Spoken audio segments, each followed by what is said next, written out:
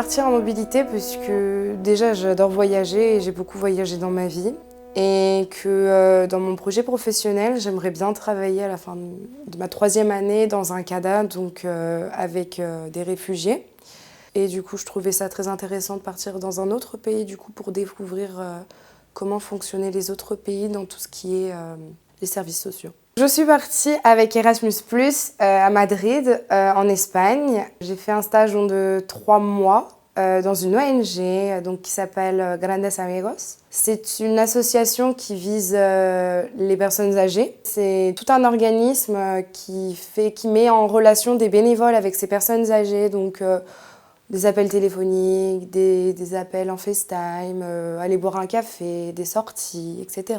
Ce qui est drôle, c'est qu'en fait, en France, il y a exactement la même structure qui s'appelle le Petit Frère des Pauvres, qui est en fait un peu la base de Grandes Amigos, parce que du coup, ma directrice avait fait son stage donc, au Petit Frère des Pauvres à Lyon, et a ramené en fait cette idée donc, en Espagne, à Madrid, puisqu'elle trouvait que c'est ce qui manquait à l'Espagne. Mon maître de stage à moi, il avait fait aussi Erasmus et c'est ce qui leur avait donné envie de me prendre en tant que stagiaire. Il sait ce que c'est et qu'il trouvait ça intéressant donc, de m'avoir dans son équipe.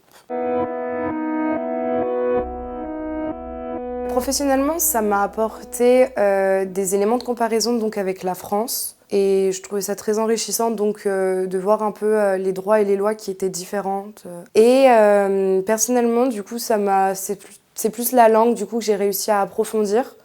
Parce que du coup, avant de partir, je parlais déjà espagnol. C'est pour ça du coup, que j'ai choisi de partir là-bas. Mais je parlais un espagnol donc, d'Amérique du Sud.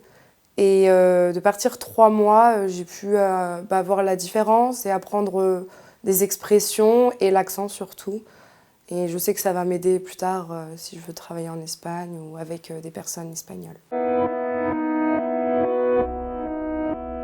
C'est pas vraiment une anecdote, mais du coup, je sais que le fait que je sois française, ça a attiré beaucoup l'attention. Et du coup, je travaille donc avec des personnes âgées et ces personnes âgées se sentaient, je pense, un peu plus à l'aise le fait que je sois française. Ils aimaient bien donc me parler, m'appeler la petite française. Le dialogue était plus simple. J'ai un souvenir d'une personne âgée qui, elle, m'adorait et à chaque fois, elle voulait tout le temps sortir si je sortais. Elle aimait que je l'appelle, etc. Et ça lui donnait envie de sortir alors qu'à la base, c'était une personne qui souffrait un peu. Au travail, par exemple, je sais qu'on me taquinait beaucoup à la pause déjeuner ou quand c'était midi, du coup, eux, ils mangeaient pas parce que du coup, eux, ils mangent très tard, ils mangent vers 14h, 15h. Mais moi, du coup, à midi, j'avais faim, j'avais très faim et je le disais pas, mais eux, ils le savaient. Du coup, ils aimaient bien me faire des blagues et me dire si j'avais faim, me dire qu'ils entendaient mon ventre gargouiller et tout ça, etc. Ce qui était faux, je tenais, mais voilà. Je pense que le premier, ce serait enrichissant, du coup, partir à l'étranger, rencontrer un autre public, etc.